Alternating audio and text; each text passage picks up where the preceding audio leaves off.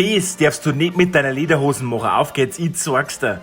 Also natürlich nicht am PC sitzen, dir deine Online-Lederhosen zusammenschustern mit der größte Preisensack, wo sie denkt, Alter, ich kauf mir jetzt auf Shein scheiß Lederhosen, steh auf und geh in das nächste Geschäft und kauf dir Lederhosen.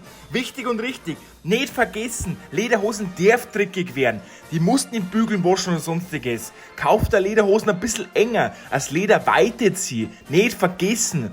Du kannst Accessoires dazu da, Charivari da, sämtliche Sachen, da mir vielleicht einmal auch nicht schon, weißt du, in der ganzen Geschichte. Und kauf da bitte ein gescheites Hämmer. Und wenn's dir nicht anders ausgeht und deine Mutter hat ein Scheißhaushämmer gekauft, dann kauf du jetzt so eins, nimm das, ist auch okay. Aber Hauptsache, du kommst nicht wie der größte Kasperlkopf daher mit irgendwelchen Nike-Scheißträger oder sonstiges und schaust aus wie der größte Preisensack vom Minger, Alter. Und der nächste, wo mir erzählt, die Lederhosen muss irgendwie so und so ausschauen. Bruder, hör mir auf, es ist unterschiedlich, okay? Unterschiedlich.